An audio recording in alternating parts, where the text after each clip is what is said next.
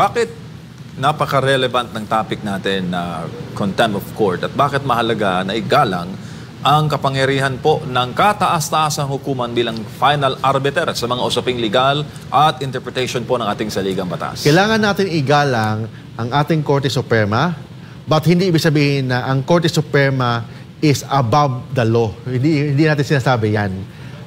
Igalang natin ang Korte Suprema. Bakit? Kasi kailangan natin protektahan ang kanilang independence. Kasi pag may independence ang Korte Suprema, siguradong may rule of law ang Pilipinas. Kasi kung wala ng independence ang Korte Suprema, takot na sila sa mga batikos, takot na sila sa mga influence, kung sino yung mga maninira sa kanila. So, ibig sabihin, under the bunal sila ng mga politiko. So, hindi na based on law and evidence ang kanilang desisyon, but based na lang sa public opinion or based na lang sa influence sa mga korte o sa mga politiko. Yun ang iniwasan po natin. The rule of law should be protected. That's why kailangan natin ng independent Supreme Court. So pag ang Supreme Court, independent ang Supreme Court, we can expect that there will be a rule of law and there will be proper administration of justice. So yun ang dinipensahan po natin as officers of the court. Lawyers kasi, MJ, we are not only advocates sa interest ng ating mga kliyente, but we are also advocate of the proper administration of justice as officers of the court. Oh, buti pa itong IBP. Sabi ng IBP, suportado nila ang desisyon ng Supreme Court. Sabi, criticisms and dissent against the ruling are part of democratic exercises. Sinabi ko yun. And it emphasized that defiance of the court's decision erodes the very foundation of legal order. Legal order. Legal yun order yung tinatawag na rule of law. Pag hindi kasi natin sinunod ang Korte Suprema, ano bang mangyayari dyan? There will be anarchy. Ibig sabihin, there will be constitutional crisis. So pag hindi sinunod ang Senado, ang Korte Suprema, so it will create a precedent na hindi na natin sundin ang Korte Suprema. So wala nang batas ang Pilipinas, wala nang korte ang Pilipinas. We have no more functioning courts sa Pilipinas. So yun ang mangyayari. So there will be constitutional crisis kung hindi natin sinunod ang Korte Suprema. But hindi ibig sabihin ng Korte Suprema mas mataas or is above the law. Hindi natin sinasabi yan. The Korte Suprema, you can still criticize the Supreme Court, the decisions of the Supreme Court. But I repeat, based on law, based on jurisprudence, and based on legal doctrines. Hindi dapat below the belt na gawin natin politika ang proceedings ng Korte Suprema. Yun ang pinagbawal kasi the Supreme Court, as guaranteed by the Philippine Constitution, should be independent and should decide only based on law and based on evidence. Kaya Mark, last na lang. Sabi ni Justice Antonio Carpio na ito nung ginawa ng Supreme Court, as a lawyer, comment mo sir, could also make the previous impeachment proceedings against former Air President Erap Estrada and former Chief Justice Renato Corona void from the very beginning. Sabi niya, Kuya Mark,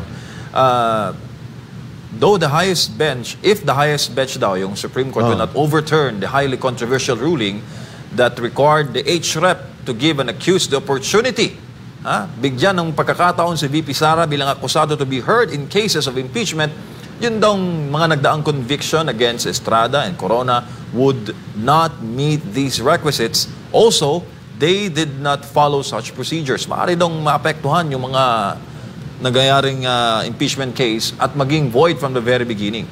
Hindi siya matatawag na void from the very beginning. In the very first place, I don't know kung may nag-question ba sa mga impeachment proceedings ni Chief Justice Corona or ni Estrada. But I believe ang impeachment, kahit anong proseso yan, we have guaranteed Bill of Rights. Kasama doon ang right to due process. Kahit doon pa lang sa impeachment proceedings sa lower house, may right to due process pa rin tayo.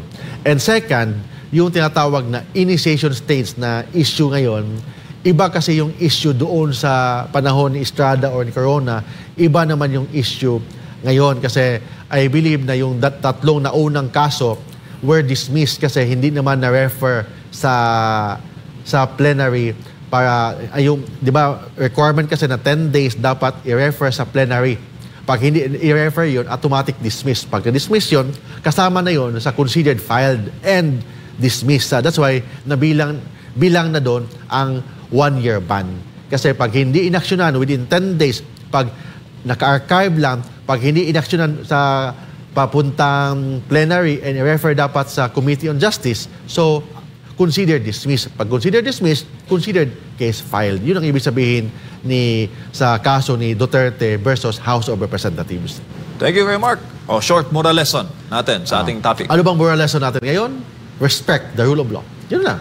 You need to respect the rule of law. You need to respect the court.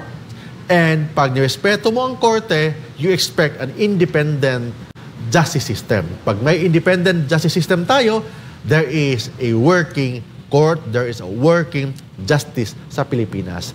That's why kung mangyayari yan na guluhin natin ang Supreme Court, hindi natin irespeto ang Supreme Court, sino pa ba? Wala nang maniniwala sa Supreme Court. Kung wala nang maniniwala sa Supreme Court, wala nang hustisya ang Pilipinas. So, we cannot expect any more justice in the Philippines kung hindi na natin paniwalaan ang korte. Pag wala ng korte ang Pilipinas, wala lang kwenta ang mga abogado. Wala lang kwenta ang mga piskal, ang mga PAO, ang mga ibang mga litigator lawyers. Kung wala ng korte ang Pilipinas.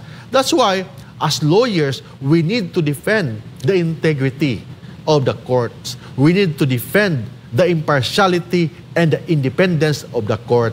Kailangan natin yan because if we have an independent courts, we have rule of law. Pag may rule of law, there is proper administration of justice. Pag walang rule of law, pag walang independent court, anarchy ang mangyayari. Anong ibig sabihin ng anarchy? There will be a constitutional crisis.